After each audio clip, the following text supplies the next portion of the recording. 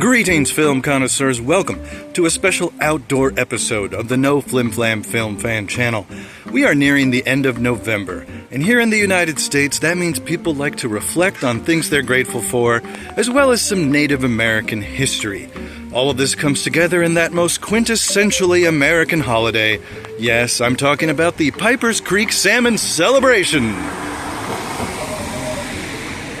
I'm told Bert the Salmon might even be here this year. Yes, that's right. Fan favorite, Bert the Salmon. So I better wrap up here and head on down and see what this festival's all about.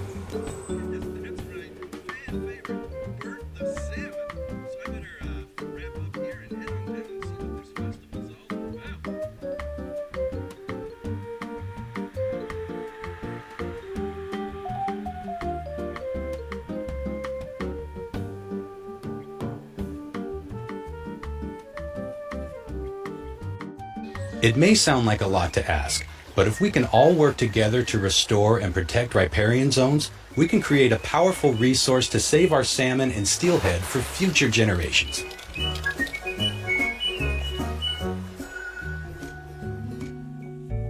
Salmon provide more than just a tasty meal for the health conscious.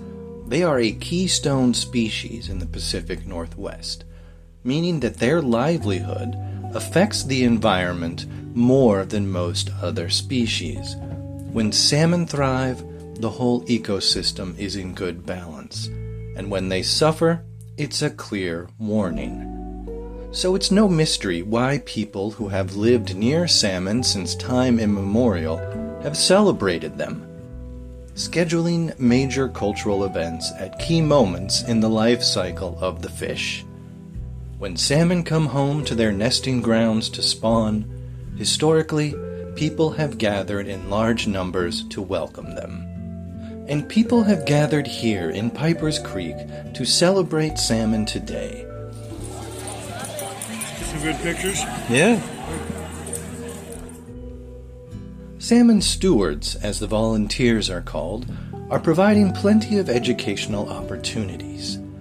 Eager to teach about the anatomy, life cycle, and environment of the salmon, and gather interest for new volunteers.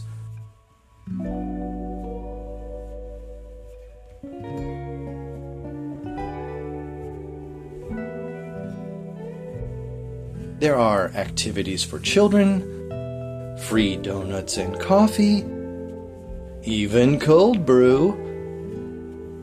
There are salmon-themed musical performances.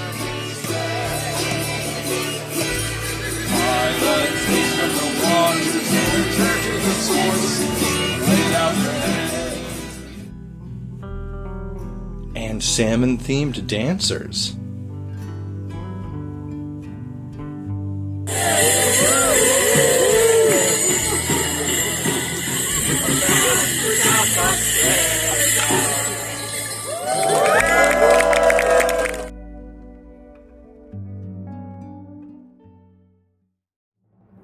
And of course, the star of the show, Bert the Salmon.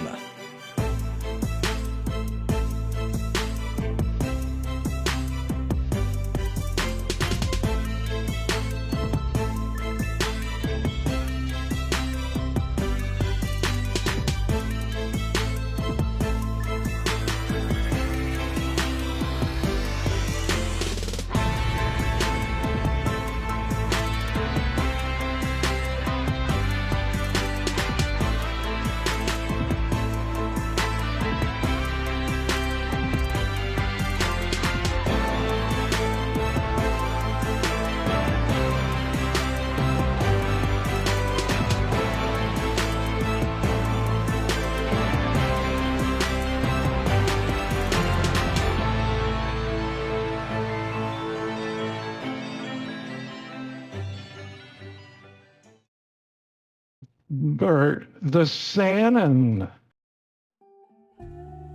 All of this is possible because of the tireless efforts of indigenous groups to restore and revitalize their homeland while working alongside community organizations and local and state-level government agencies.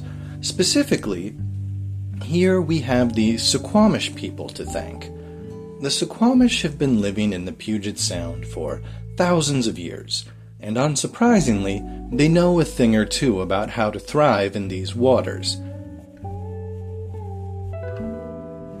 Even if you know nothing about Suquamish culture, I guarantee you have heard the name of their most famous historical figure, Chief Seattle. A man commemorated in true Pacific Northwest fashion by both Suquamish Festival and grunge music. Chief Seattle was also a leader of the Duwamish people, whose traditional lands include much of what is modern-day Seattle. Unlike the Suquamish, however, the Duwamish do not have federal recognition of their status. This means they don't have access to the same resources, and it's much harder for them to engage with government agencies. I felt it important to acknowledge that today's events are happening on Duwamish land, and if you'd like to know more about their history and culture and how to support their efforts to get federal recognition, you can check out their website and the Real Rent Duwamish program, which is a pretty popular way of supporting the tribe throughout Seattle.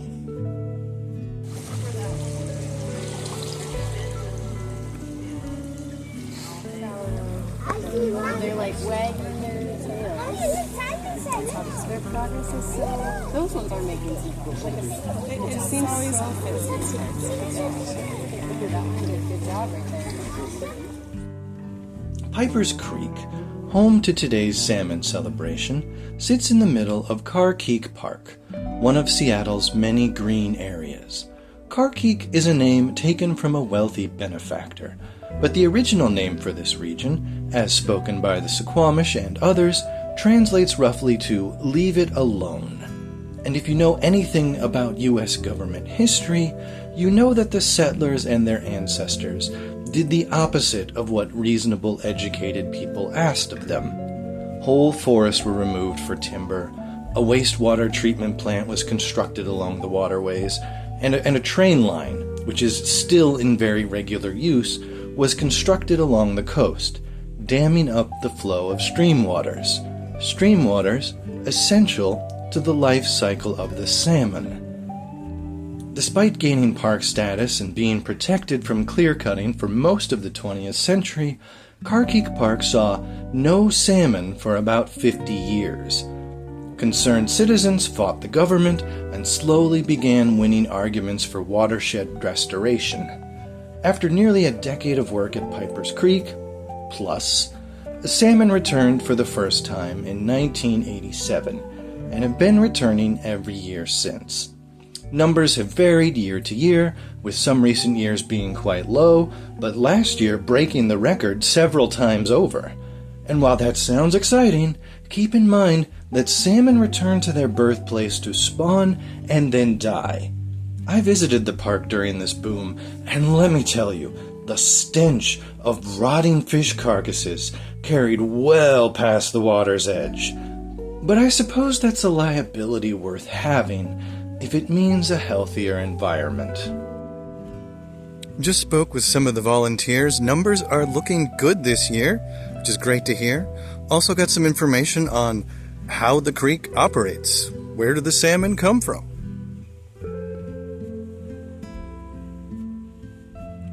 There's a small pond at the end of the stream where every year the Suquamish tribe provide about 75,000 baby salmon. The salmon are in a stage of life referred to as fry. The fry are fed by local volunteers and given enough time, about a couple weeks, to imprint upon the pond. They then begin the journey down the streams, into the Puget Sound, and out into the ocean towards Alaska.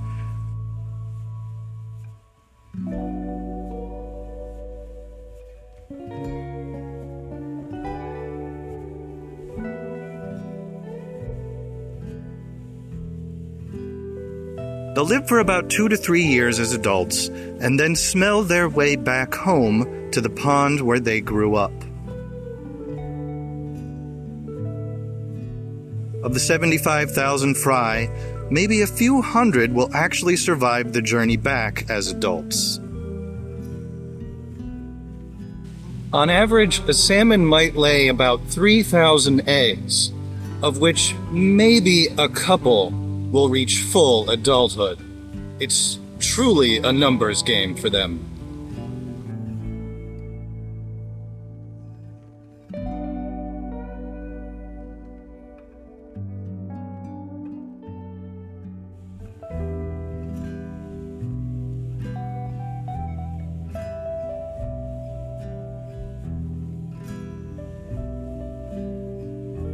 Taken my free coffee and wandered away from the crowds for a moment. I really like going on the trails in Carkeek. It's a real treasure among treasures in the Emerald City, as Seattle is known for its network of parks and trees and just lots of green areas. Carkeek Park is just a wonderful place to get to if you want to forget about civilization for a while.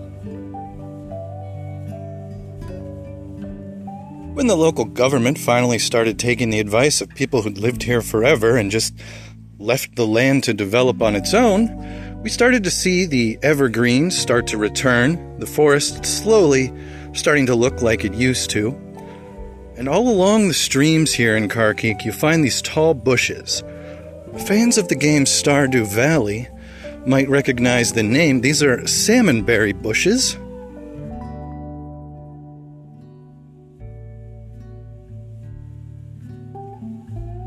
True film connoisseurs who've been watching this channel from the beginning may recognize Carkeek Park. It's where we filmed our shark film episode. One of the most demure and classy episodes, if ever there were one. This is ostensibly a channel about film and entertainment. It's in the name, after all. But for all the lessons we can learn from what we watch, and all the enjoyment I get in cooping myself up in the basement to edit these videos, I find visits to places like Carkeek Park always revitalize me in ways that even the best of films never could. I wanted to celebrate that today, as well as the people who make this possible. The salmon stewards and other park volunteers, the Suquamish, Duwamish, and other local tribes doing similar work. They all carry on the legacy of Seattle's namesake. A legacy we all would do well to honor and imitate in our own communities.